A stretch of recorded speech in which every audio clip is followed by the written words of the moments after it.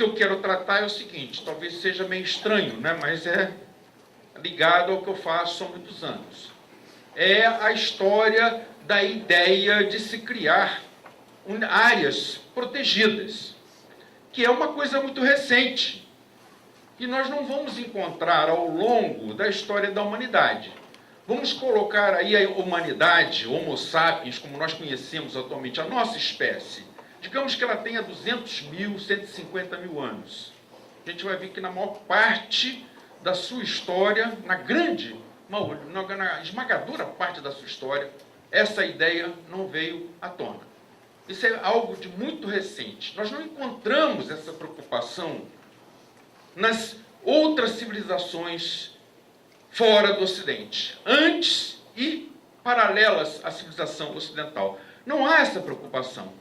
Talvez o máximo que existisse seria o conceito na concepção de área sagrada, territórios sagrados que não poderiam ser profanados pelas pessoas de alguma sociedade. Não sei se alguém aqui teve a oportunidade de ver um filme belíssimo do Werner Herzog, chamado Onde Sonham as Formigas Verdes, em que uma empresa de mineração alemã invade um território habitado pelas formigas verdes. E os aborígenes se sentam diante das máquinas e dizem: as máquinas não vão passar. Mas por quê? Porque aqui moram as formigas verdes. E as formigas verdes sonham esse mundo. Se elas desaparecerem, o mundo desaparece também, porque não vai existir mais nenhum animal, nenhum ser, para sonhar o mundo em que nós vivemos. Então, o mundo, na verdade, na concepção, isso é verdade, quer dizer, não é um filme, não é uma ficção, é verdade, o mundo na concepção desses aborígenes, hoje em dia não, né? Porque já foram bastante aculturados e atraídos para a civilização ocidental. Mas na concepção deles, tudo existia em função dos sonhos. O filme retrata um momento em que os homens estão reunidos, sentados no chão, dentro de um supermercado, onde existia uma árvore sagrada. Para eles continuava sendo sagrado aquele território, apesar de profanado pela empresa. Os homens se reuniam também para sonhar os seus filhos que ainda não existiam, porque só o sonho é que podia dar vida a eles. Então, essa concepção do sagrado, da sacralidade do território, existia, e isso protegia os territórios, ou dava um uso para eles diferente dos outros usos. Mas, na verdade, a concepção de área protegida, como nós entendemos hoje em dia, não. Agora, observem bem, a nossa civilização é a única que apresenta uma tensão interna muito forte entre a permanência e a transformação, a destruição e a proteção. Nos últimos 500 anos, principalmente. E se perguntar por que isso acontece, né? Por que esse descontentamento tão grande da nossa parte? Por que a gente está sempre pensando em mudar? Está sempre pensando em transformar? Está sempre pensando no futuro, sem viver o presente? Isso, de uma certa maneira, ficou claro para a gente, assim, ou de maneira, pelo menos, de modo bastante ilustrativo, numa discussão que Jean de Lery, que foi um francês que esteve no Brasil no século XVI, conversando com um velho tupinambá.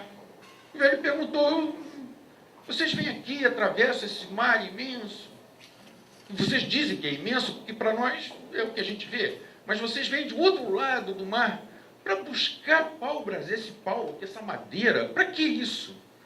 Aí responde o Jean de Lery: nós, lá na Europa, onde, na nossa terra, nós usamos essa madeira para extrair uma tinta usada em tecidos. Sim, mas é preciso tanto assim? A gente também usa aqui as nossas tinturas, mas só para o uso mesmo nosso. Não, isso é porque é necessário ganhar dinheiro. Quem extrai a tinta da madeira está querendo ganhar dinheiro. dinheiro para eles. O que era dinheiro? Eles não tinham noção do que era isso. Uma sociedade de subsistência, uma sociedade que está fora da ideia de mercado, não tinha concepção do que era isso. É porque a pessoa que ganha dinheiro com isso quer acumular para deixar essas riquezas para os seus filhos. E os seus filhos querem deixar para os seus filhos também, através das gerações. Não dá para entender. Na nossa concepção, isso não tem o mínimo cabimento, uma vez que tudo aquilo que a minha geração e eu preciso, a natureza me dá hoje. Eu não tenho que me preocupar com amanhã, porque amanhã a natureza vai dar para o meu filho o que ele precisa. Nem por depois da manhã, porque depois da manhã a natureza vai dar para o meu neto o que ele precisa também. Então, eu só posso concluir que vocês são loucos com essa concepção de querer acumular para depois. E reparem também como, nesses últimos 500 anos, aparecem aqueles que têm a ideia futura de ganhar dinheiro, de destruir, e aqueles que têm a ideia futura de criar um mundo perfeito. Quer dizer, uma insatisfação muito grande com o momento, sempre. Então, no Ocidente, a gente vê essas duas linhas caminharem numa tensão muito grande. Por exemplo, a linha da permanência, da proteção ou da contemplação, expressa por um grande pensador do século XVI, na França, chamado Montaigne. Ele escreveu os ensaios e a gente vai ler naquele livro. Lendo os ensaios, a gente fica fascinado com as reflexões que ele faz sobre a sua época, sobre ele mesmo, sobre as pessoas, sobre as concepções que existiam na época. Existe o 12º capítulo, 12º ensaio, Apologia, de Raymond Sebon. É fantástico, ele começa elogiando um indivíduo, mas acaba falando sobre o comportamento dos animais. É o mais longo ensaio, que nos leva a acreditar que ele observava os animais para dizer, olha, não sejam tão arrogantes, humanos, porque, afinal de contas, tudo aquilo que vocês dizem que vocês têm e que é exclusivo de vocês, a gente encontra em vários animais também. E isso poderia ser algum indício de não cristianismo. Tudo indicava que o Montaigne fosse judaí ou judeu, né? Talvez fosse isso. Mas ele dizia, não, o cristianismo ensina a humildade. E a gente pode aprender humildade observando os animais, que abate a nossa arrogância. E daí para frente, outros pensadores mais foram mostrando, foram afirmando cada vez mais essa linha da contemplação, da proteção, como Spinoza, por exemplo, né? Como Rousseau, como Thoreau nos Estados Unidos, Emerson. Esses pensadores, todos eles tinham essa preocupação com a permanência, com a proteção, embora não traduzindo isso em proteção ao patrimônio natural, proteção ao patrimônio cultural através ou da criação de áreas protegidas ou da figura do tombamento. Mas a linha que prevalece é a linha da transformação, da mudança. É a linha representada por René Descartes, por exemplo, no século XVII. Os liberais, os pensadores liberais, que querem transformar o mundo em busca de alguma coisa mais adiante que vai agradar a todos, que vai criar uma sociedade feliz. O próprio Marx mesmo tem essa concepção de que nós vivemos num mundo que não é bom. Nós temos que criar um mundo bom. E isso através... A luta de classes está apontando para isso. Mas a luta de classes tem que ser dirigida de forma tal que nos conduza a construção dessa nova utopia, que nos conduza a uma revolução. E essa revolução possa propiciar um primeiro momento de ditadura do proletariado, até que se chegue ao comunismo e que a sociedade ideal. É claro que não foi, eu estou simplificando, é mais do que isso. Mas, de qualquer maneira, o que eu quero mostrar é esse descontentamento, que acaba, no século XIX, nos Estados Unidos, sintomaticamente, explodindo na forma de um diálogo ou das ações de duas pessoas. Um é o John Muir, que queria criar áreas protegidas. Ora, mas por que criar áreas protegidas?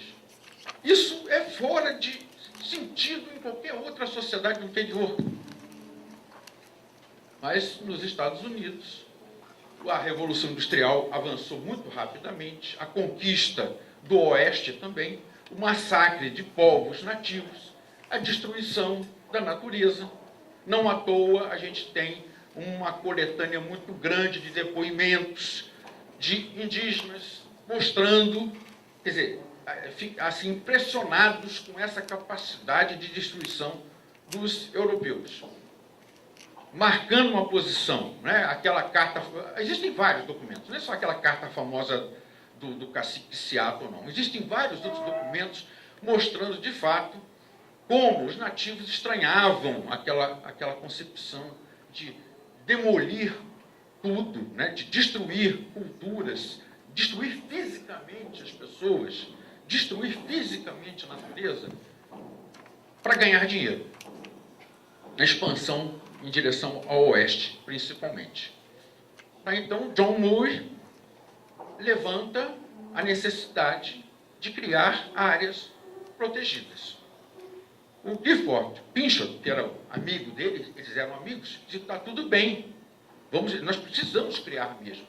Só que entre eles há também uma tensão, como existe essa tensão dentro do mundo ocidental. E a tensão era a seguinte: o Pinchot defendia mais a criação de áreas que tivessem um caráter pragmático, utilitário. Desmatamento eu condeno, mas o desmatamento raso, o desmatamento que não é acompanhado de um replantio. Se a gente fizer isso, tudo bem. Mas é a concepção pragmática que está presente na proposta dele. Por outro lado, o John Muir é um contemplativo. Será que a gente poderia entender que esse caráter contemplativo dele corresponderia mais ou menos ao caráter de sacralidade das áreas protegidas pelos povos nativos? Quer dizer, no mesmo tempo que os europeus, mas antes também dos europeus. Bom, existe um pensador chamado Mircea Eliade, que estudou muito a questão do mito, a questão da religiosidade. Existe um sociólogo alemão, Max Weber, que disse assim com orgulho: o Ocidente desencantou o mundo. E o Mircea Eliade diz: o Ocidente desencantou o mundo, sim, mas não conseguiu fazer isso totalmente. Ainda existem assim, resíduos, reservas de religiosidade, de sacralidade, mesmo que seja no plano pessoal. E é bem interessante voltar a esse filme do Werner Herzog, Onde Sonham as Formigas Verdes, porque nele existe uma velhinha que anda atrás da empresa de mineração porque o cachorrinho dela desapareceu. Aí ela quer que encontrem um cachorrinho não se sabe onde. Então o filme está focalizando dois tipos de sacralidade. A sacralidade maior, social, do povo que protege as áreas habitadas pelas formigas, e a velhinha está protegendo o cachorrinho dela. É mais uma coisa sentimental do que propriamente religiosa, né? Do que sagrada. Mas ele fala que a gente guarda alguma coisa desse sagrado ainda, embora um sagrado que não é tão social mais como nessas outras civilizações, nessas outras culturas que viviam, tudo para elas era sagrado. Tudo, desde o ser humano, à sociedade, aos hábitos. Basta dizer que os índios brasileiros, americanos no modo geral, os nativos, entendiam que todos os seres tinham espírito, tinham uma alma. A lógica era a seguinte: a onça é um ser humano disfarçado. Ou será que eu não sou uma onça disfarçada? É uma antropologia estrutural no Brasil, mostra muito bem isso através do Eduardo Viveiros de Castro, que é um antropólogo do Museu Nacional. Os europeus matavam os nativos por julgarem que eles não eram humanos, por entenderem que eles não tinham alma. Então, podia se matar porque eles estavam entre os macacos e os humanos. Eles eram infra-humanos. Por outro lado, os nativos matavam os europeus para saber se eles eram espíritos ou carne. Tinham corpo também, que achavam que eram espíritos, já que a concepção deles era a concepção de que todos os seres, vivos e não vivos, tinham espírito. Ora, vamos matar esse indivíduo, colocar dentro d'água para ver se o corpo dele se decompõe. Se houver decomposição, de fato, é um humano, mas é um humano muito estranho. A mesma coisa passava na cabeça dos europeus também. É humano, mas é um humano muito esquisito, né? Aquele filme A Missão mostra muito bem isso. Os jesuítas levam um índiozinho para cantar. E aí o padre, está vendo? Um bispo que estava visitando a redução. Estão vendo? Ele é humano, ele canta muito bem, canta as nossas músicas. Aí um defensor da escravização dos índios. Sim, os papagaios também fazem isso. Então reparem que essa tensão está presente o tempo todo.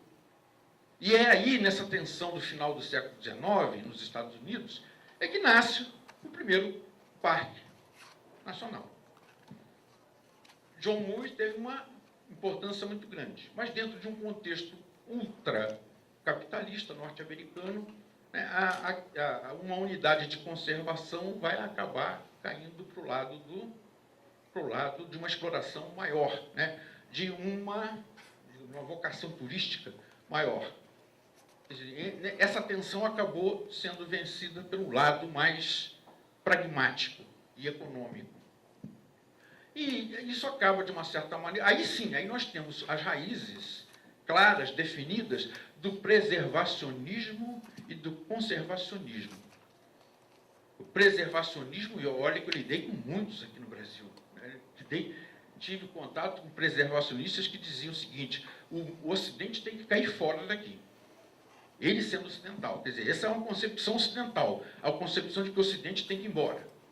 E nós temos que restaurar todos os ecossistemas, todos os biomas do Brasil.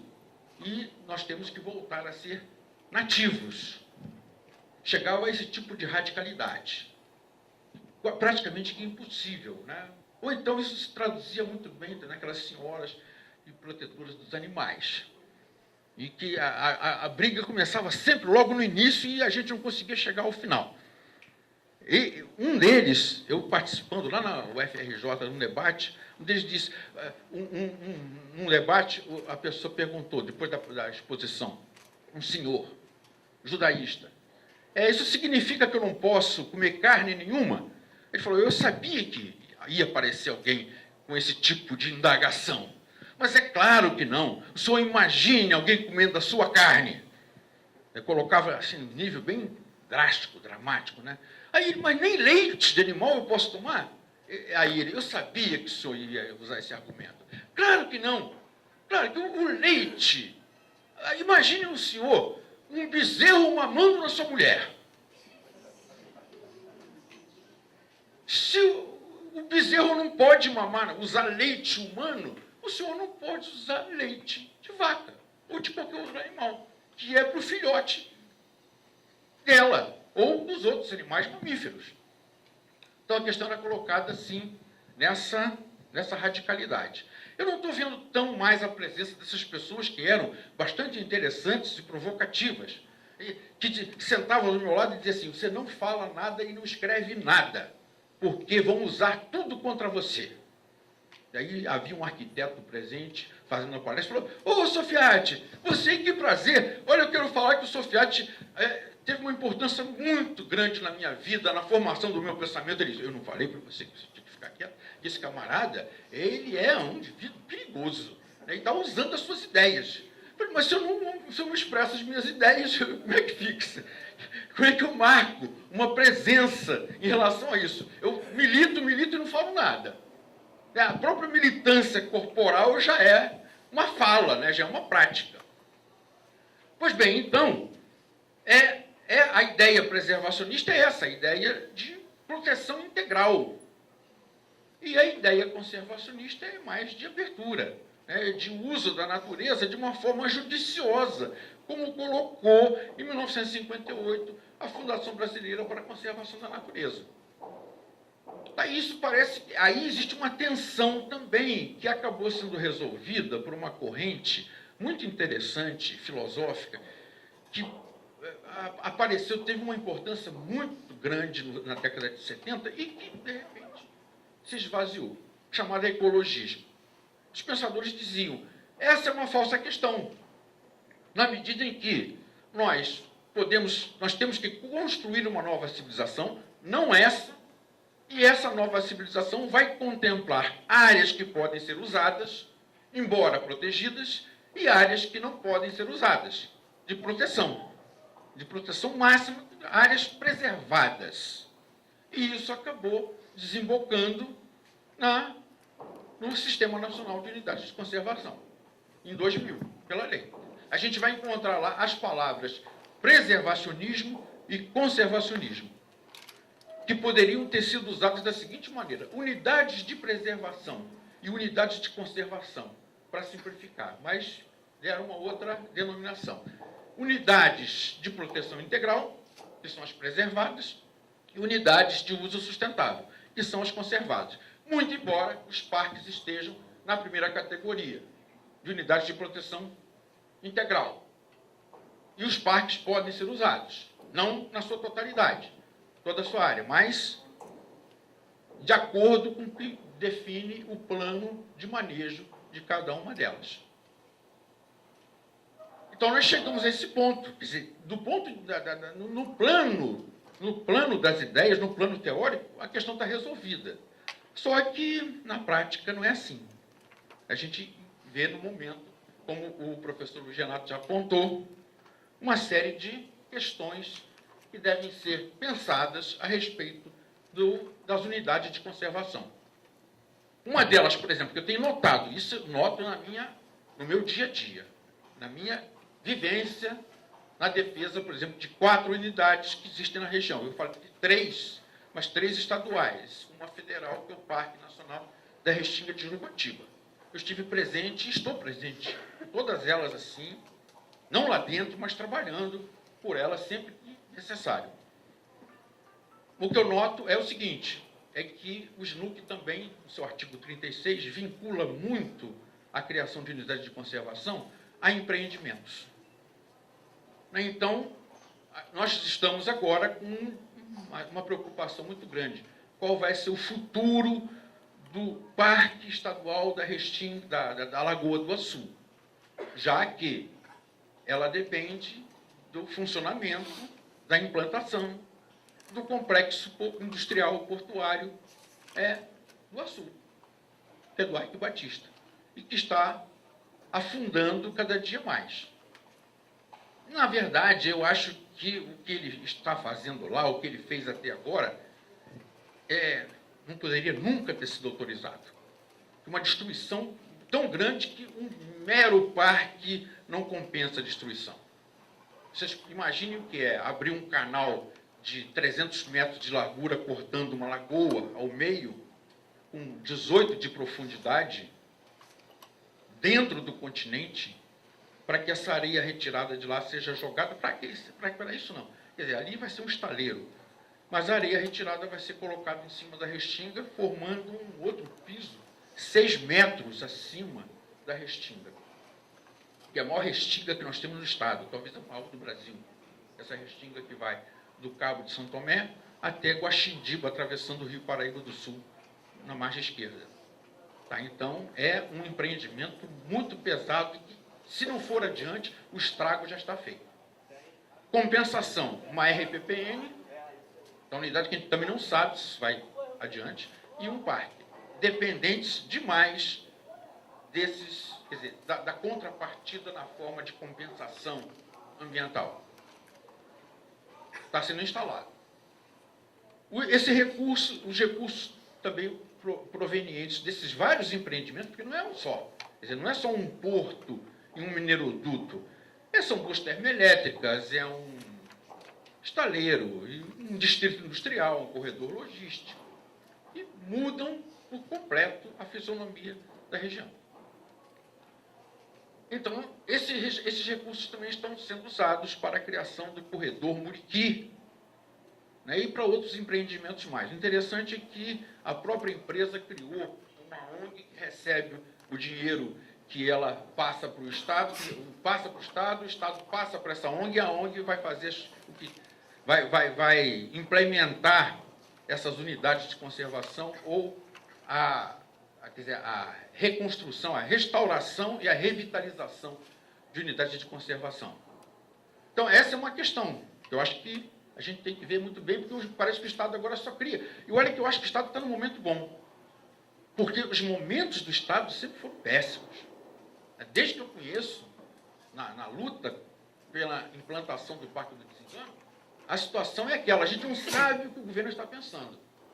Agora, pelo menos em função de uma pessoa, eu sei o que o governo está pensando. O que ele pretende fazer. Se vai fazer, não sei, porque não depende dele, mas eu sei que a vontade dele está colocada ali. E ele vai estar aqui, falando para vocês. É o André Ilha, que tem um empenho muito grande. Então, o André Ilha já é a segunda vez que ele está no governo. Quando ele sai, a gente não sabe o que está acontecendo mais. Não tem mais interlocução com o Estado. E não se sabe de nada a respeito disso. Uma outra concepção que tem sido colocada para mim, pelos órgãos públicos, pelos órgãos governamentais, é: nós temos que reduzir tudo à unidade de conservação. Tipo assim, nós vamos criar museus de natureza.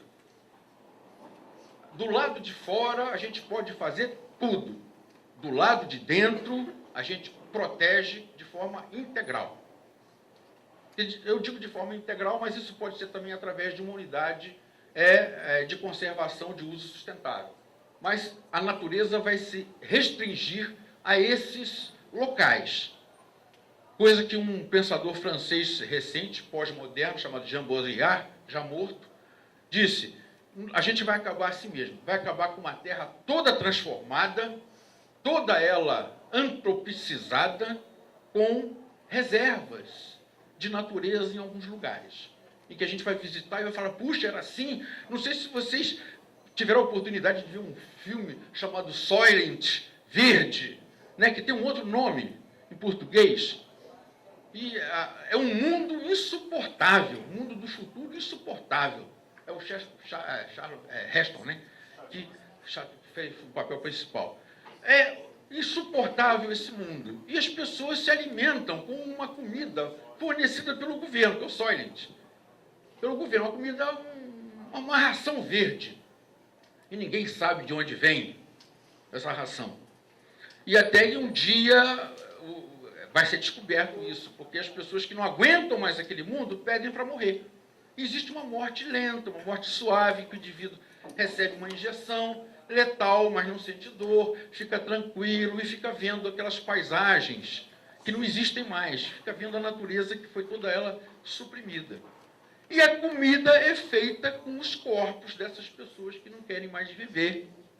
E os humanos se alimentam de carne humana disfarçada em uma ração de coloração verde. Então, o Baudrillard fala isso. O nosso futuro é esse, mas ele fala de uma forma cínica, de uma forma irônica. No debate que houve na Rio 92 entre ele e na Sachs, ele debochou do Sachs o tempo todinho. Você tem essas ideias todas, você vai ver o que vai acontecer com essa coisa de ecodesenvolvimento. Isso não vai adiante. Vai acontecer um mundo intolerável mesmo, que eu não vou ver, e que a gente vai poder ter acesso à natureza através de fotografias, ou através desses museus, desses resíduos que vão sobrar. Bom, na verdade é isso, é essa situação que nós estamos aí. Eu acho que o professor Renato já apontou bem quais são os temas para reflexão, né? Por exemplo, essa questão do turismo, de um turismo invadir cada vez mais as unidades de conservação sem o devido preparo, é uma preocupação muito grande. Como também a gente não vai fechar as unidades, não, pelo menos não todas, mas como a gente vai fazer isso? O que se fala é conhecer para amar, conhecer para proteger. Eu diria mais, é preciso um ensinamento prévio. É amar, conhecer antes, para depois visitar. Não é soltar as pessoas assim, de qualquer maneira, numa unidade de conservação, como as suas experiências mesmo mostraram, né? Do que acontece lá em... Eu vou a Foz do Iguaçu agora, eu acho que eu vou dar comida para um coati daquele lá, que vem aquele monte de rabinho em pé, assim, vem uma comidinha, um biscoitinho, tirar uma fotografia do lado, né? Essas pessoas gostam muito disso. Então a gente vê, de fato, como ele apontou, né? As unidades de conservação no Brasil não estão totalmente implementadas. Há uma série de questões dificultando que essas unidades, de fato, sejam públicas, que estejam sob a responsabilidade e a gestão do governo, ou uma gestão responsável dos governos federal, estaduais, municipais. Eu também não vejo isso, né? É claro, a gente continua batalhando, continua lutando, a gente quer ver isso. Quer dizer, aquela insatisfação que marca a tensão, essa tensão existente no mundo ocidental. Há outros que não estão se importando com isso. Aliás, eu diria até que nos meios intelectuais há quem não se preocupe com isso. Ou tem uma posição completamente diferente daqueles que desejam proteger áreas significativas, representativas de ecossistemas locais. Não querem saber disso, continuam ainda. É impressionante, eu tenho conhecido que é daqueles marxistas bem antigos que falam assim, olha, o Eike Batista vai fazer aqui um grande negócio. Eu falei, como assim? O que vai gerar emprego? Não, isso aí é discurso da burguesia. Proteger a natureza? Não, é discurso da burguesia. O que ele vai fazer é criar uma massa proletária que vai se conscientizar da sua situação de exploração e vai fazer uma revolução e vai tomar o poder. E aí eu falei, poxa, esse tipo de discurso não cabe mais, né? E essa coisa toda, né? Na década de 80 se falava muito isso, os marxistas abordavam muito isso. Um deles, Gildo Magalhães, foi fantástico num artigo que ele escreveu. O que vai acontecer é o seguinte, nós vamos destruir a natureza toda, sim. Isso é fundamental para que a gente chegue até o final, que a gente acirre as contradições sociais e produza uma revolução verdadeiramente comunista e de caráter planetário. Depois a gente vai para o espaço.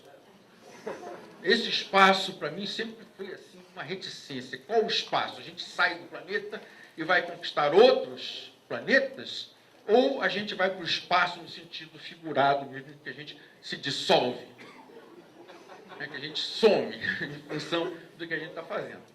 Então é preciso pensar essa questão com mais serenidade. É difícil a gente levar em consideração essas ideias meio antigas, né? Que vêm do século XIX ainda, e que não se sustentam nos dias de hoje. Por isso que eu trabalhei durante anos a fio no curso de serviço social, e vi que ali dentro a marca é muito essa. E eu entrava com um discurso completamente diferente. Vamos estudar os pensadores da atualidade. Não vamos ficar, é claro, é importante, Marx, Weber, é importante estudar, né, esses autores, mas vamos sair do século XIX e vamos entrar no século XXI?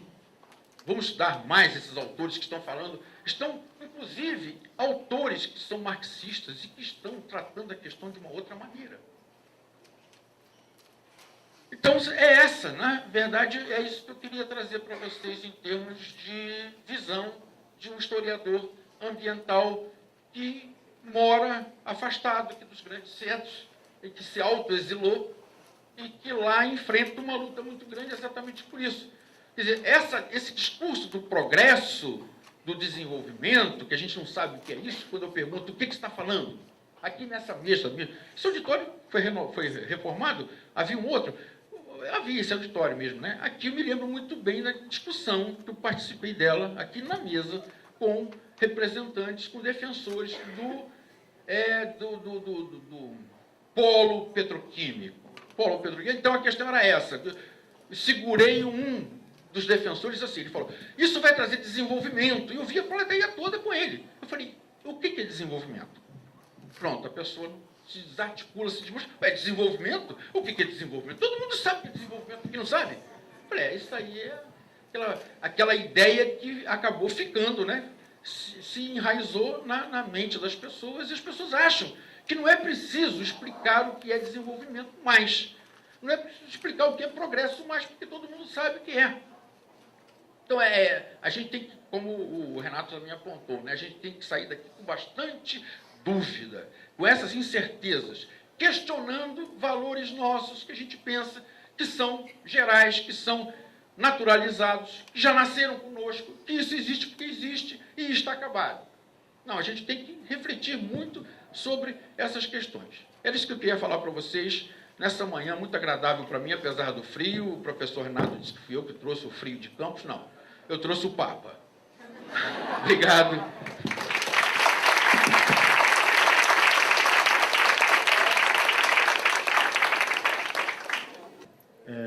Professor Sofiati, bom dia. Tá? Sou o professor Sérgio Barros, aqui do Departamento de Análise Geoambiental.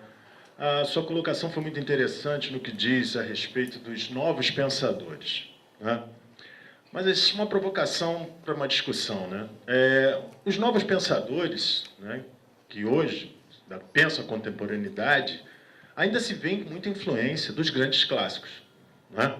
Então, o que seria hoje, né, para o professor pensar esses novos ares, né, que esses pensadores estão trazendo? Porque contemporaneidade, Bauman, Morin, né, ainda vem com um grande resquício do século XIX, até mesmo, né, viveram momentos muito fortes do século XX. E o que seria, então, esse pensamento do século XXI? Né? Estamos numa plateia aqui de jovens, né? O que seria, então, o pensamento para que nós e eles possamos, né, também pensar e ler e tentar que essa discussão seja, então, mais intrigante. Tá? Obrigado. Você mencionou dois autores, né, o Bauman e o Morin. O Bauman, eu acho que, de fato, ainda se apropria, né, ou se insere numa tradição de século XIX, atualizando essa tradição. Mas o Morin não, eu acho que o Morin deu um corte profundo na lógica, na razão clássica, a razão reducionista. E, é claro, se a gente pegar a trajetória do Morin, vai ver que ele foi membro do Partido Comunista Francês e que, quando a Segunda Guerra Mundial terminou, ele foi para a Alemanha e lá ele escreveu o primeiro livro dele, que é um livro muito interessante, que é Ano Zero da Alemanha, em que ele diz o que pode salvar. Ele examina as diversas propostas, a situação complexa da Alemanha, embora não falasse em complexidade ainda, porque ele era marxista. Ele diz: a solução mais adequada para a Alemanha nesse momento é, de fato, o comunismo. Mas, ao mesmo tempo em que ele fala isso, que poderia agradar aos comunistas, ele escreve um livro colocando a complexidade da situação da Alemanha e desmistificando aquilo que os comunistas mesmo achavam, que os alemães eram todos nazistas. E daí para frente, na década de 60, principalmente, com 40 anos de idade, foi aí que ele deu o grande corte. Quando ele lançou em 72 na França, né, o Enigma do Homem, o livro que em 75 foi lançado no Brasil, eu acho que a partir daí a visão que ele tem é outra, a visão da complexidade. Eu diria que esse é um autor a ser lido. O que acontece é que ele nunca ele nunca conclui num livro o que ele pensa. E aí é necessário a gente conhecer a obra dele. Quem quer, por exemplo, conhecer o que Edgar Morin pensa sobre educação? E pega lá um livro sobre educação, Os 7 Saberes Necessários para o Futuro. Se pegar um livro como esse, o livro que a Unesco encomendou a ele, for ler aquele livro, vai ser necessário ler pelo menos o método, que são constituídos de 6 volumes. E aí fica difícil. Mas eu acho que a lógica, ele não é mais marxista. Ele defende, eu sigo essa linha de que o marxismo não detém mais o monopólio da crítica ao capitalismo. Existem outras formas de criticar, até o cacique, até o índio brasileiro que discutiu com o Jean de Lery já faz essa crítica, né? Quer dizer, o capitalismo é uma coisa muito estranha, uma coisa muito nova, uma coisa esquisita mesmo, para qualquer outro povo. Uma coisa estranha, sobretudo a partir do momento em que o capitalismo entra no setor de produção. No setor da circulação, não. Então, esse é um deles. Outro que eu acho que é interessante ler também é o Immanuel Wallenstein, que também é um ex-marxista e que rompeu com o marxismo. Então, há esses autores assim que são mais novos, que eu acho que são fundamentais. O Morin, então, eu diria que, para mim, tem marcado muito a minha trajetória de 1975, de 72 até hoje, né, já muito tempo atrás. É claro que, como historiador, na condição de historiador ambiental, eu trabalho com o Morin em termos de complexidade, trabalho com um outro autor chamado Carlo Ginzburg, que é isso aí, historiador mesmo, não é para uma pessoa fora da área querer ler. E com Brodel, que eu acho que é um historiador que tangencia muito bem, não invade o campo da geografia. Então, esses autores eu acho que, de fato, trazem alguma coisa nova para os dias de hoje. Sofiati, na tua fala, uma das questões que me preocupa, que eu acho que a gente poderia aproveitar esse momento para debater, é a questão do desenvolvimento econômico, né? A gente está vivendo, nos últimos anos, uma situação extremamente importante, peculiar no estado do Rio de Janeiro, que é a questão do alavancamento da economia fluminense, né? Contra a qual fica difícil se discutir, porque é inegável, né, que existem entradas de dinheiro, existe uma série de coisas que poderiam deixar legados e patrimônios, né? E dentro dessa lógica, né, uma questão que foi levantada pelo Luiz Renato na mesa, a questão dos mega eventos, que vem numa promoção enorme, né, dessa forma de inserção de mão de obra, todo um discurso do qual campus talvez seja uma das áreas que simboliza muito bem isso, né? Só que dentro dessa discussão tem a preocupação ambiental e, na verdade, as nossas paisagens mercantilizadas e vendidas, né, dentro desse projeto, inclusive de alavancamento, como uma das mercadorias, né, a ser ofertada, principalmente para o capital externo, né, e, ao mesmo tempo, né, trazendo um discurso de preservação que eu me pergunto até onde, de fato, ele existe. E nesse momento de alavancamento, de questão de mega eventos e etc., existe a questão de um planejamento e gestão das cidades, que volta à tona, que volta a ser pensada. Mas o que eu acho mais interessante é que dissociada de um outro patrimônio, que são os ecossistemas remanescentes que temos inseridos dentro do nosso estado, né?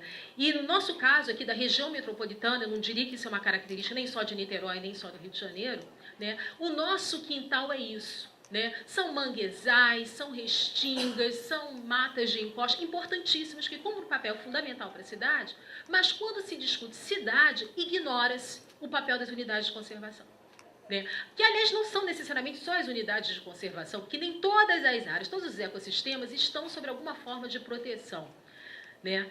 E nesse sentido, né, eu que venho acompanhando alguns efeitos desses mega eventos sobre essas áreas, eu tenho perguntado aos nossos gestores como que a gente pode pensar a cidade sem pensar isso, e elas não entram na pauta de discussão.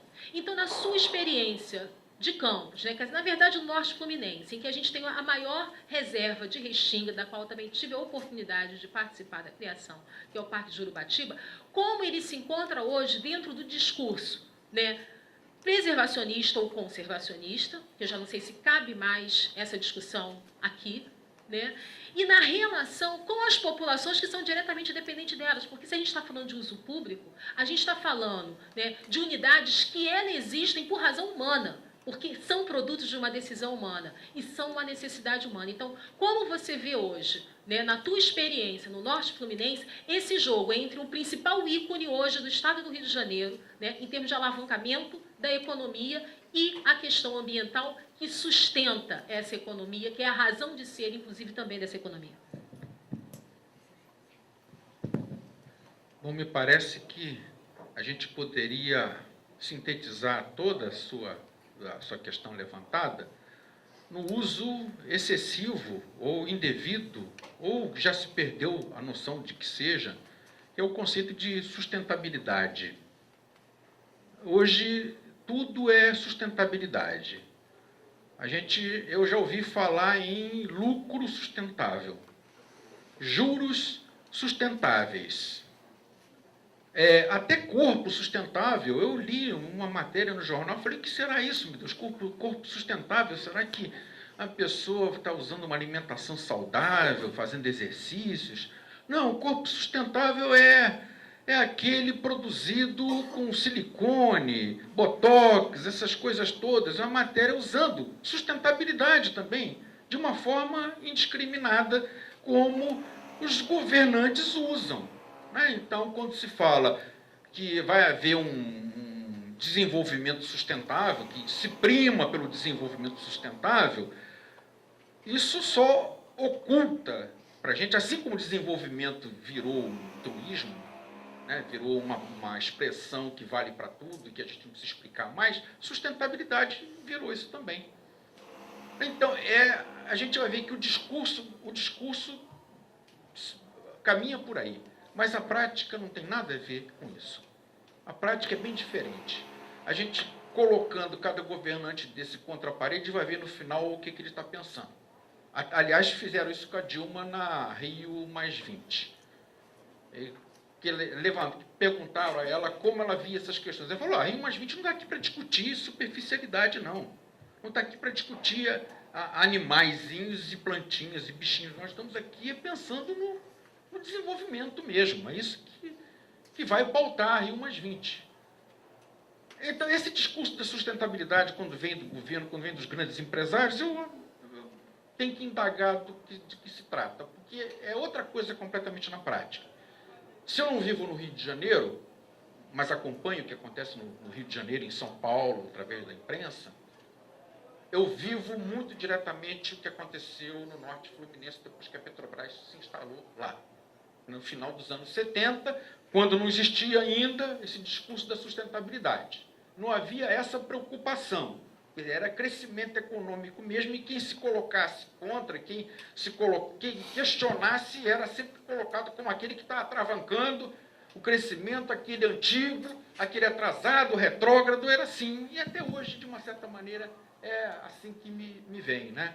Mas aconteceu o que com Macaé? Eu fiz previsões na época, não profecias, porque as profecias dependem de uma entidade superior que mandam para a gente, né? Previsão é alguma coisa que a gente faz com base naquilo que existe. Olhei para o futuro e disse, olha, aqui vai ser uma coisa terrível. Acredito que o que vai acontecer aqui é a atração de muitas pessoas atrás de emprego, que vêm de vários lugares do Brasil. Já havia situações como essa no Brasil. Vêm para cá, atrás de emprego, não conseguem e não voltam para seus lugares de origem, porque vão ficar aqui esperando essa oportunidade de emprego. Enquanto isso não acontece, essas pessoas vão ganhar a vida de alguma maneira, seja através da mendicância, através da prostituição, através do tráfico de drogas, através da criminalidade, da destruição do ambiente, que essas pessoas são empurradas para os lugares que antes não eram ocupados, tipo assim, manguezal, encosta de morro. Olha que tudo isso aconteceu de uma forma muito mais acentuada do que eu previa. E aí disseram que eu roguei praga. Quando eu falei, fiz essas previsões. A mesma coisa está acontecendo, né? Agora conosco, mais próximo, o município vizinho de São João da Barra. Então, o que acontece, professora, voltando à sua questão, com relação às unidades de conservação, todas elas vivem os problemas que as unidades de conservação dos grandes centros, ou em torno dos grandes centros, vivem. As mais conhecidas, aqui no estado do Rio, por exemplo, que vivem assim, no entorno, ou que são conhecidas pela megalópole Rio de Janeiro. Só que lá as notícias não chegam tanto aqui. Recentemente aconteceu um escândalo na Secretaria Estadual do Ambiente, que foi uma licitação fraudada. Quantia em questão, 1.200 bilhões para metade de 600 milhões para a Barra da Tijuca, visando o quê? Visando as Olimpíadas. A Baía de Guanabara também alguma coisa. A outra parte, visando a construção de um sistema de combate ou de redução de impactos de enchentes nos rios Muriaé e Pomba, também no valor de 600 milhões. 4 empresas entraram, 5 entraram. Nos dois, quer dizer, tanto na região metropolitana do Rio de Janeiro, quanto no noroeste fluminense. 2 ganharam aqui e perderam lá. As que perderam aqui, ganharam lá. E as que ganharam aqui, perderam lá. Então vai ser tudo feito de novo, mas assim, a gente não sabe de que se trata, não sabe que projeto é, como é esse projeto. As empresas são sempre as mesmas, que a gente já sabe. A Odebrecht é a principal, que está no noroeste fluminense. Então, com relação ao Parque da Restinga de Jurubatiba, ele enfrenta uma série de problemas. Quem, na verdade, defende o parque mesmo é o FRJ, que tem um núcleo lá, que é um PEN, e que está batalhando por ele, mas os problemas são graves. Recentemente houve a proposta, eu entrei nela também, de ampliação do parque.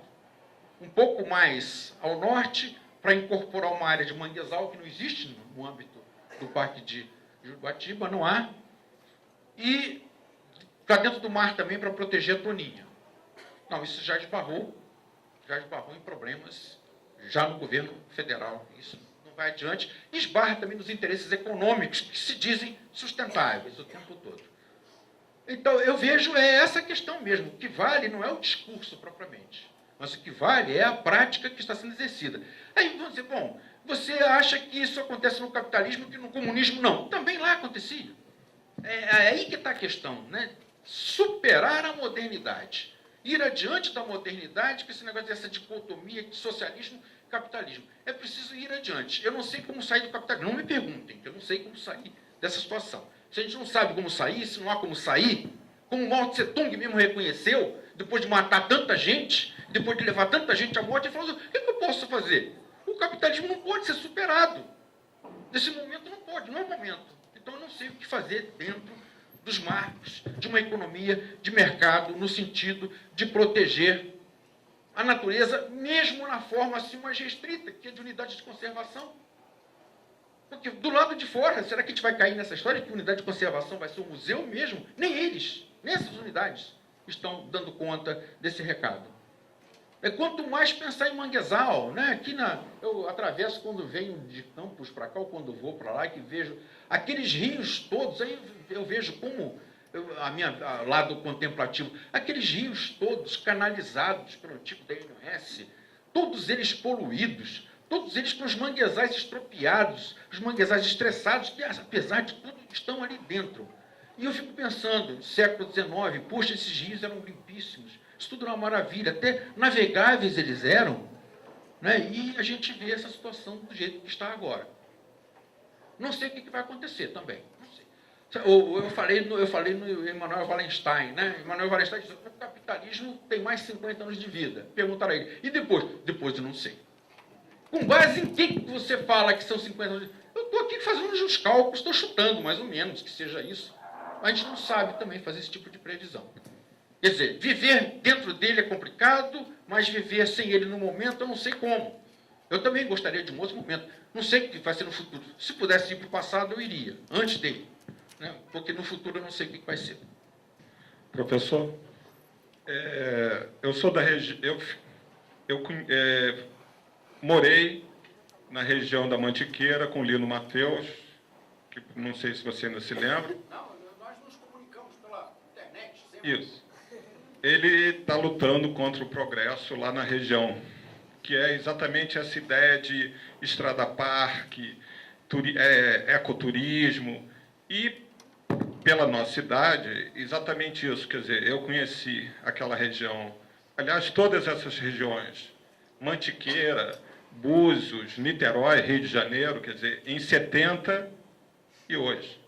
E nós vemos o que houve de destruição, apesar de todas as educações ambientais e todos os congressos. Tem alguns autores, por exemplo, Celso Furtado, que ele tem um livro que é o mito do desenvolvimento econômico. O Wallenstein, ele tem um livro do capitalismo histórico, onde ele faz exatamente, ele diz que a esquerda, incrível, a esquerda adotou a ideia do progresso. Quer dizer, e nisso que a esquerda adotou a ideia do progresso, ela aceitou a ideia do crescimento econômico. E aí é importante fazer uma distinção entre crescimento econômico e desenvolvimento. Quer dizer, no início de 70 já estava colocado que a necessidade de controlar a população, porque o crescimento da população ela leva a uma demanda maior dos recursos. E quando você falou no filme, aqui no Brasil ele foi, o nome dele foi no ano 2020, tá? E a temática do filme é exatamente essa. Você tem a maioria das pessoas viram Blade Runner, então é uma sociedade deserto, né? Você tem um deserto, existe uma ração que é vendida como sendo feita de algas. Só que o oceano já está destruído. Então, como hoje, o oceano está sendo destruído. Então, não há algas para fazer ração. Então, tem uns velhinhos lá que eles dizem, olha, isso aí está esquisito. E um desses velhinhos, quando morre, ele vai para uma fábrica, que é exatamente isso que você falou, né? Ele vê um filme, a natureza dos anos 70, 60, e ele é transformado em ração. O que nós, basicamente, comemos hoje, né? Quer dizer, o que é um hambúrguer, o que é uma série de alimentos beneficiados. Eles são... E o que me assusta é que, por exemplo, a universidade, quando eu digo universidade, eu estou falando da geografia, da história, que é a minha origem, deveriam estar dizendo, olha, vamos mudar esse rumo, não no sentido tradicional, né, do socialismo, mas nessa questão do progresso. E a universidade não, ela incorporou essa ideia do progresso e do crescimento. Então, aqui, por exemplo, é muito raro, e eu vim para conhecer o senhor, que eu não conhecia, o Lino fala muito, mas eu não conhecia, é muito raro esse debate, dizer, olha, esse caminho está equivocado, que é o caminho assumido pela universidade, pela maioria dos professores, pela maioria dos departamentos. Então, o que acontece é que, mesmo tendo um curso de educação ambiental, a universidade educa mal os estudantes. E esses estudantes mal educados já se transformaram em professores mal educadores, que vão reproduzir esses valores do crescimento e usando esses termos, né? Sustentabilidade, ecodesenvolvimento, e por aí vai. O problema é sério. Então, concordo com o que eu ouvi. E, de fato, algo me chama a atenção. Bom, a universidade está num contexto assim, fica muito difícil que ela saia também. Porque a concepção que eu tenho de universidade, e que eu desenvolvi a minha vida toda, foi a de postura crítica dentro dela. Postura crítica em relação não apenas à universidade, mas em relação à sociedade. A crítica no sentido, não, a crítica no sentido bom, no sentido de que a universidade reflete o que está acontecendo e reflete o que não pode continuar caminhando. Aí, quais são os caminhos? Então, tem que ter sempre alguém que faça esse papel, que eu considero importante. Eu tenho visto, de fato, junto aos meus colegas, eu não estou trabalhando tanto com eles, eu vejo mais os novos, né? A preocupação dos novos não é tanto mais, ou talvez não seja nenhuma mais, a de assumir essa postura crítica, mas é a de produzir, cair num sistema de produtividade intelectual, com trabalhos, às vezes, repetidos, com muitas pessoas assinando, para pontuar no currículo Lattes. Eu tenho visto muito isso, nessa preocupação, essa sofreguidão e esse desinteresse pelo que acontece do lado de fora. Aliás, o interesse pelo que acontece do lado de fora pode estigmatizar o professor.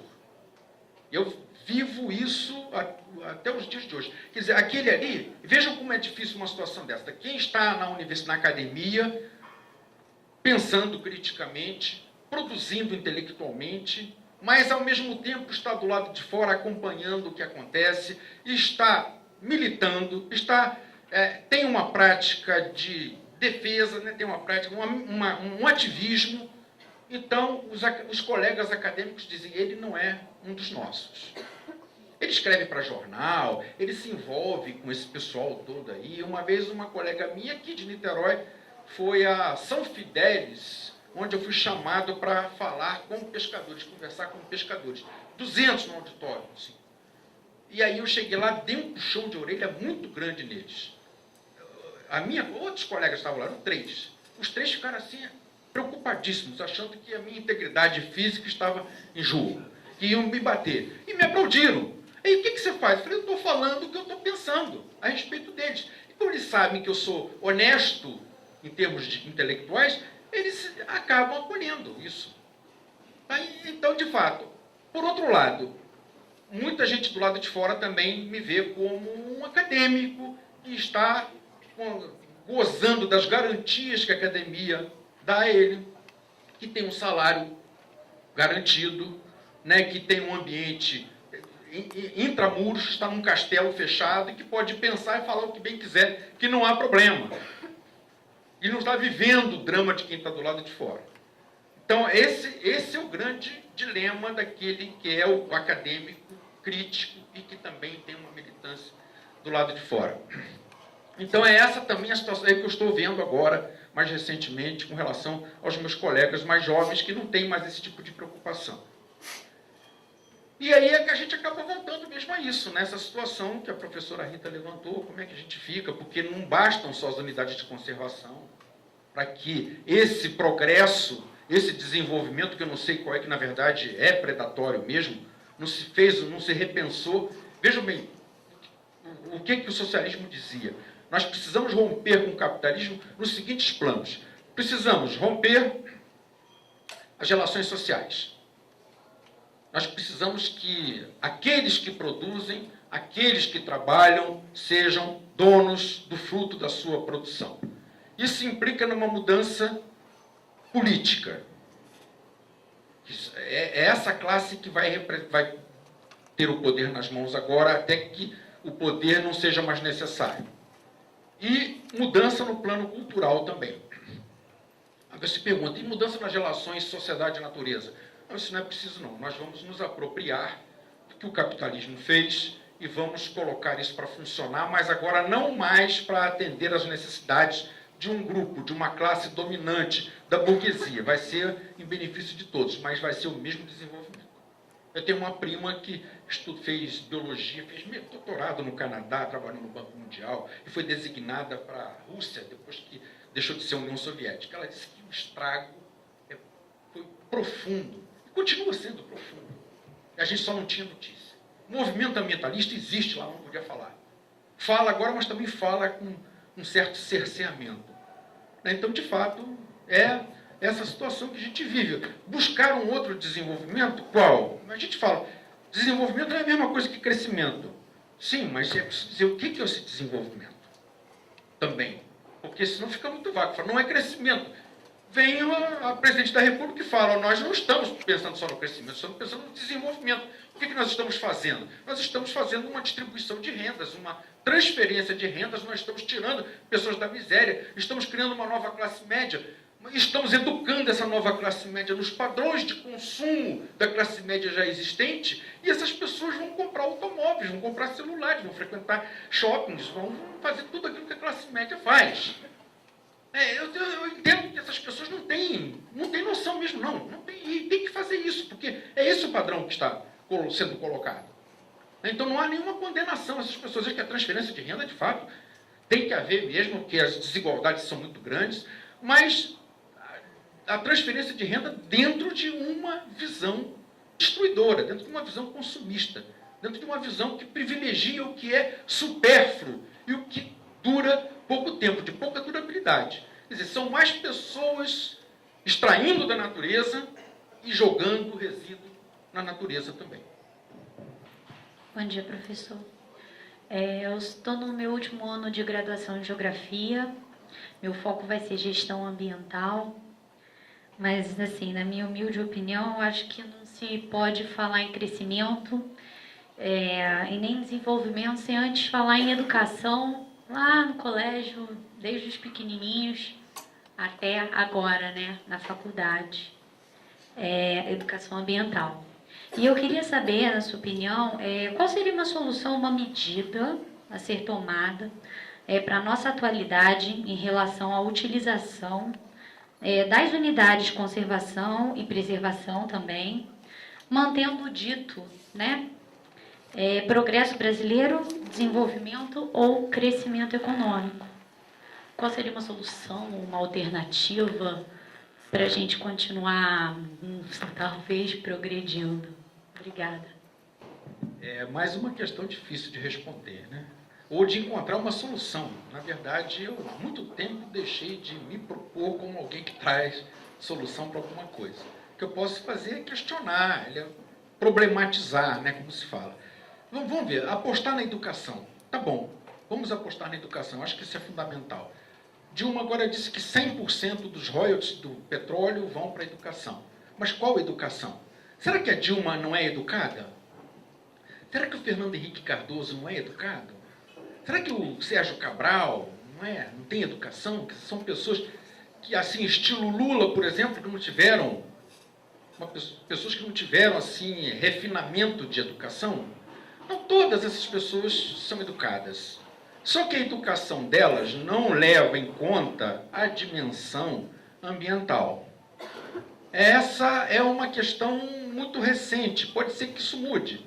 Então, nessa questão, mais uma vez, tanto faz ser socialista ou capitalista, tanto faz ser uma pessoa que não tem uma educação completa, refinada como Lula, como uma pessoa como a Dilma, que é economista. Eu diria até que os educados são os que mais agridem.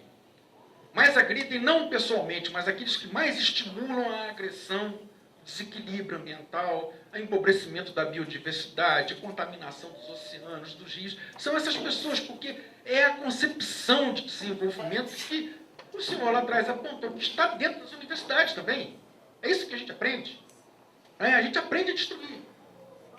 E a gente acha que isso é muito normal. Também não estou dizendo que existe uma perversidade nessa educação e que as pessoas que fazem isso são perversas. É a concepção que essas pessoas têm, porque elas aprenderam na educação.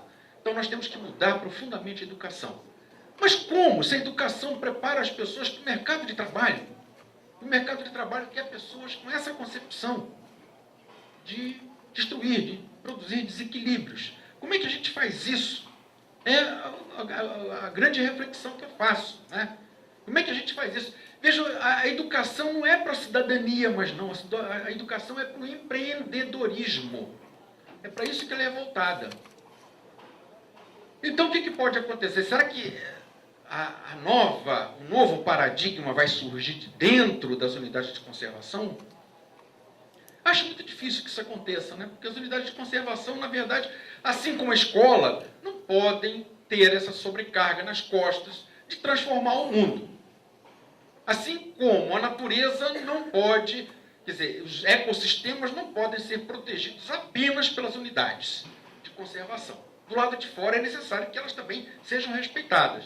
Mas aí é como, por exemplo, o que eu uso para ilustrar isso é o seguinte: o indivíduo vem num carro a 100 km por hora, passa por uma placa escrito ponte caída a 5 km. Reparem que as pessoas...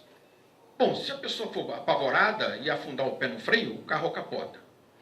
Se a pessoa continuar, eu não acredito nisso, vou embora, mais na frente eu vejo, acaba caindo no buraco. Então, como a gente não pode frear de imediato, mas também não se deve afundar o pé no acelerador, o certo seria frear aos poucos, repensar, mudar de rumo. Só que isso é muito difícil, porque a gente não acredita que as pontes estejam caídas. Reparem que 96% dos cientistas que estudam mudanças climáticas concordam que essas mudanças estão sendo produzidas por atividades humanas coletivas no planeta. 96%. Mas aí aparece um que diz: eu não acredito nisso. Parece que esse um tem um peso muito grande nisso. É claro, eu vou proibir que ele fale. Claro, vai ter que explanar isso tudo. Mas eu, como leigo nessa história, lendo o que os outros falam, o que os outros escrevem, eu vou ficar com os 96%, mesmo assim, com uma certa dúvida. Porque o que diz é o seguinte: olha, se de fato é, a gente ainda não tem elementos para demonstrar que é. Então vamos continuar nesse rumo. Quer dizer, se nós não temos certeza de que a ponte caiu adiante, vamos continuar na mesma velocidade. Ou até acelerar mais, até que alguém diga: de fato, está comprovado, ou um grupo, né, que hoje são grupos que dizem, está comprovado que, de fato, as atividades humanas estão produzindo mudanças climáticas globais. está na hora de parar. Aí já a gente está em cima do buraco. Aí, não sei se vocês têm conhecimento de um grupo muito interessante, chamado Grupo Resiliência de Estocolmo. É uma entidade que reuniu cientistas de várias áreas, e esses cientistas estão dizendo que o problema não é só o aquecimento climático, não é só mudanças climáticas, é mais do que isso. Tem muito mais. Quer dizer, a questão da camada de ozônio não está resolvida, o comprometimento dos oceanos, o uso do solo, partículas lançadas na atmosfera, o ciclo do fósforo e o ciclo do nitrogênio estão sendo alterados profundamente, mas a gente está muito concentrado nisso. Então, eles criaram lá quer dizer, um quadro muito interessante, com esses, são 9, eles apontaram 9 ou 10, quando a gente desdobra o ciclo do nitrogênio e do fósforo, né? 10. Existe a Terra tem capacidade de resistir bastante. A gente não pode fazer uma previsão muito clara dos limites, porque isso é a resiliência do planeta. No entanto, há certos limites que, se ultrapassados, de fato, aí isso compromete. Por exemplo, a questão climática já ultrapassou esses limites, segundo eles. A questão do empobrecimento da biodiversidade também. Então, a nossa relação com o planeta, agora eu falo enquanto historiador, não está sendo boa. Por quê? Porque não é só uma civilização que está lidando mal com o planeta. Essa civilização tomou conta das outras. Essa civilização levou para as outras a nossa concepção do que é crescimento, do que é desenvolvimento. Quer dizer, ou essas outras aceitaram por bem, ou tiveram que engolir essa concepção. Hoje está todo mundo preso dentro disso. Como quebrar esse ciclo é que eu não sei. Como romper esse ciclo aí vicioso é que eu não sei como fazer isso. Só sei que está todo mundo competindo. Compete no plano individual, compete no plano empresarial, compete no plano nacional. Os estados nacionais competem como as empresas fazem também entre si. E isso está nos levando a uma situação que talvez se torne insuportável, se é que já não está insuportável, dependendo da visão de cada um em relação a isso. Eu vejo a maioria das pessoas mandarem fotografia para mim no Facebook, que maravilha, isso aqui. E eu sempre vou lá e falo assim, mando de Petrópolis. Não, que maravilha que é Petrópolis vista do alto. Eu falo, mas olha as serras como é que estão desmatadas. Olha como é que o crescimento urbano está avançando nas encostas. Uma outra manda, essa rua de Niterói em que eu moro é maravilhosa. E tem um córregozinho assim, canalizado. Eu falo, mas olha esse córregozinho aqui, como está, foi canalizado, está retinho e recebe esgoto. Então desmancha o prazer. As pessoas acabam se sentem incomodadas com um chato que fica o tempo todo vendo o que ninguém está vendo. E a gente precisa educar o olhar para ver essas coisas. Só que a maioria não está educado para isso ainda. Parece que é necessário agravar mais o processo. Porque um outro historiador que eu prezo muito, Arnold Toynbee, ele diz, mais vale uma grande dor do que 1000 discursos. Eu estou fazendo mais um discurso aqui. E a gente talvez não esteja sentindo a dor necessária ainda para perceber que é hora de mudar. Como, também não sei. Para onde, também não sei. Só sei que esse caminho não dá para a gente. Está em rota de colisão com o próprio planeta. É insustentável pelo planeta. Não dá. Eu estou falando que é insustentável não só num encontro sobre unidades de conservação, para as unidades de conservação, porque não adianta, por exemplo, mudanças climáticas vão ocorrer dentro das unidades também. Se acontecesse do lado de fora, a Terra agora não tem mais fora. Não tem mais fora para a gente ir. Tem Marte, tem Vênus, né, a Lua, mas ninguém vai fazer isso agora. Como o Gildo Magalhães falou, a gente vai para o espaço. Né, vai para o espaço de uma outra maneira. Então a gente tem que cuidar do que acontece lá dentro e do que acontece aqui fora também. Meu nome é Camila, eu trabalho no INEP, Unidade de Conservação, e, na verdade, a minha pergunta já vai mais para esse contexto internacional, assim, desse paradigma global do capitalismo, dessa visão desenvolvimentista, né, de que progresso é crescimento econômico, né, produzir sempre mais, né, enfim.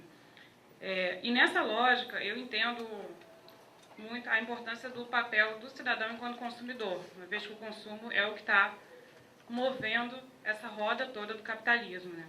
E acredito muito no poder das ações individuais, de escolha, enfim, individual de cada um.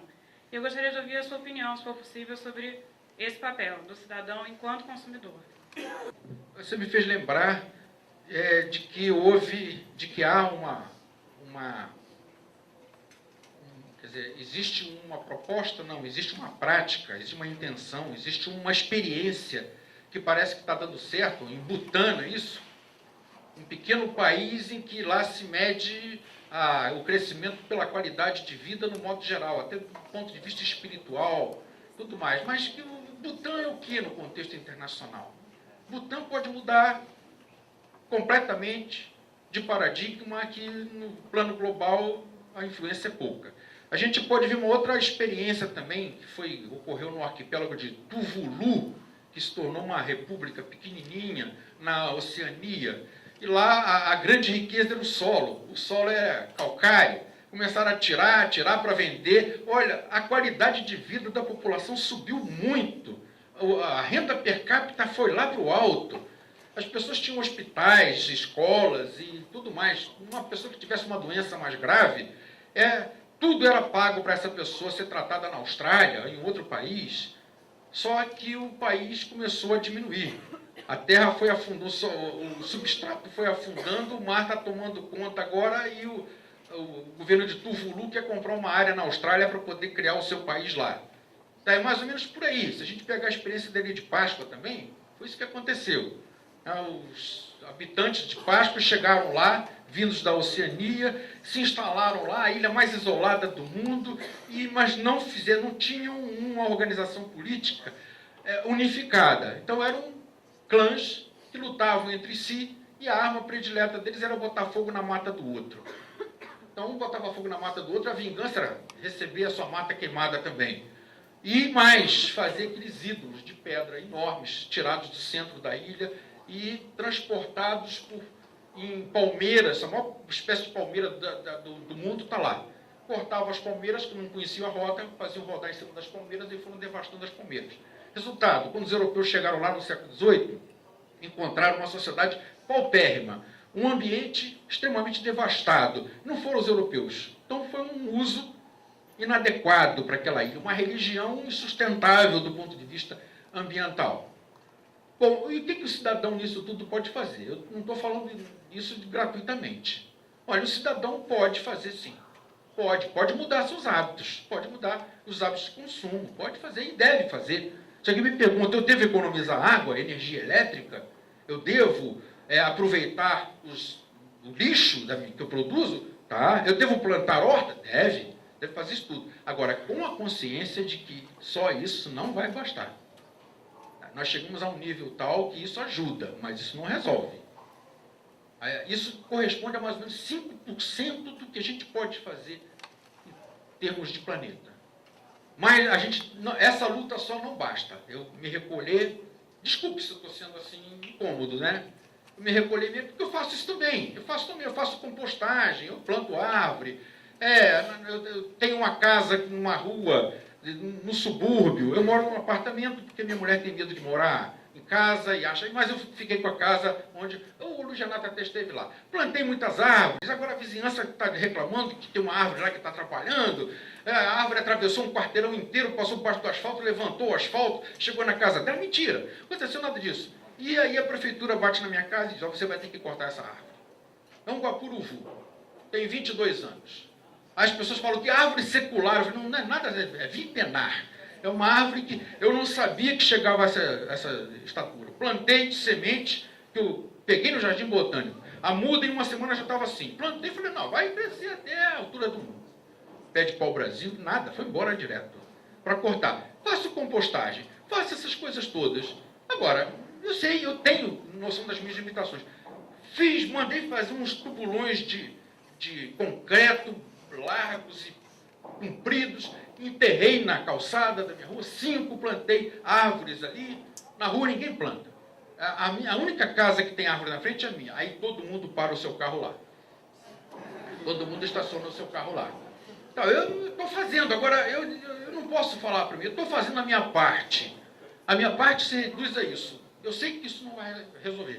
Vai ajudar, mas não vai resolver. E as mudanças individuais, se a gente for esperar cada pessoa mudar individualmente, assim, em termos de comportamento, em termos de padrões de consumo, não vai dar tempo para a gente salvar muita coisa. Então é preciso, de fato, a gente fazer isso e, ao mesmo tempo, pressionar os governos para que haja uma mudança também. É possível, não é possível? Essas manifestações de rua aí não fizeram mudar tanta coisa. O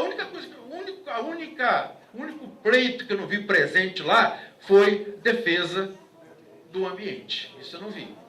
Né? Então, porque isso é muito difícil das pessoas assimilarem e fazer com que os governantes assimilem. Mas já acabaram com a PEC 37, rapidinho, né? Arquivaram o projeto de lei para cura gay, essas coisas todas foram lá rapidinho, mudaram. É claro que daqui a pouco vai acalmar tudo de novo e é preciso fazer sempre um movimento assim, periodicamente. Acho que seria interessante se isso fosse incorporado também. Mas a gente tem que atuar nesse plano também, não basta só no plano individual. Bom, eu vou fazer uma provocação também, entre tantas que já foram feitas hoje. Uma das coisas que me assusta um pouco dessa questão do uso público em áreas de conservação e também em áreas protegidas, não é a mesma coisa, né? É a questão estética, a valorização do estético, que tem raízes históricas, né? Quer dizer, a criação de Yellowstone e a valorização do estético. Há alguns autores que falam até numa forma de afirmação nacional, né? Acho que nos trabalhos do Diegues, né? No caso, há essa referência. E há contrapontos ainda, assim, e os manguezais, que não são tão bonitos, né? Não são tão atrativos, cheiram mal, essa coisa toda. E eu vejo muito que o uso público, quer dizer, esse empreendedorismo em torno do uso público hoje ainda valoriza muito isso. Quero chamar a atenção do que aconteceu em Itaipu, recentemente, no entorno do Parque da Tiririca, que o pároco autorizou a derrubada de mais de 300 árvores para facilitar a vista, não é isso? Mais ou menos. A missa campal e facilitar a vista, não sei o quê. E uma das alegações é que ou era para reflorestar depois, e também tinha alguma coisa do cupim, né? Alguma coisa do cupim. Eu morador de Niterói como eu sou, estou com medo, porque esse cupim está dando lá e vai chegar perto de mim, né? Então, é exatamente nesse sentido que eu faço a minha colocação, e aproveitando toda a sua experiência, o estético nisso tudo. Quer dizer, essa supravalorização da paisagem, do belo. Olha, a questão do estético vem de longe. E não vem só de nós, não. Vem dos naturalistas europeus que vieram ao Brasil depois da abertura dos portos, em 1808, porque antes eles não podiam entrar. Se entrassem, era assim, entravam na clandestinidade. Mas depois que os portos foram abertos, a gente teve assim uma invasão de naturalistas muito bem intencionados. Pergunto, o que eles procuravam? Eles procuravam o belo, a Mata Atlântica, a Amazônia. Isso era o interesse deles. Se a gente for ler os diários de viagem desses naturalistas, Saint-Hilaire, por exemplo, o príncipe Maximiliano de Wied, até do von Martius mesmo, a gente nota que a preocupação é com as grandes árvores. O Saint-Hilaire,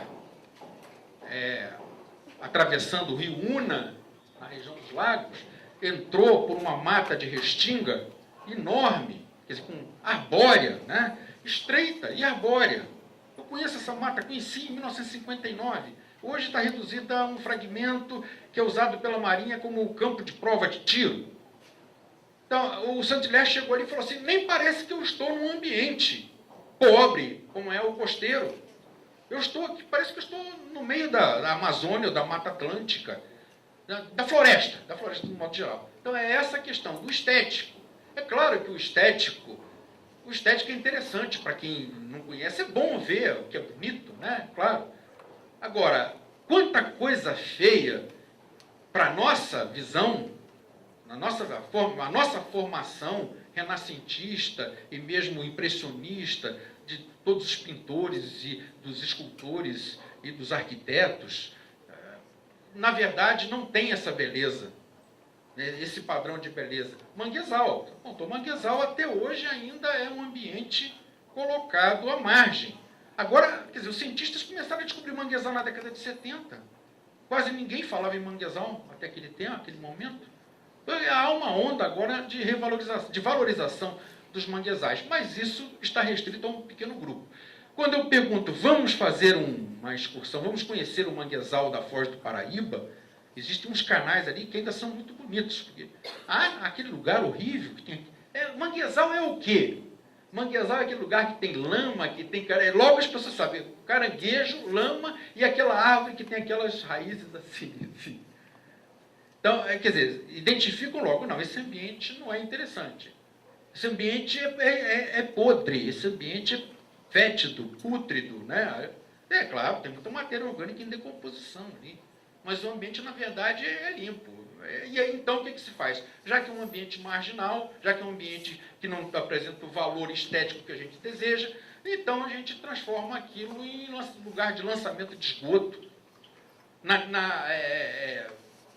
século XIX, o que se queria muito? Há uma discussão a respeito da Floresta da Tijuca, né? Já foi quer dizer, a restauração e revitalização da Floresta da Tijuca. Uns dizem que foi assim há uma pesquisa, quer dizer, duas linhas. Uma diz, na verdade, foi uma iniciativa pragmática do imperador, porque a cidade estava sem água. As nascentes desapareceram, secaram com a devastação da Serra da Tijuca, do maciço da Tijuca e a remoção das florestas. Vamos replantar. A outra linha que diz que não, que era uma tentativa de afirmação nacional. Precisamos, assim como os outros países têm parques, áreas verdes, nós temos também que fazer isso.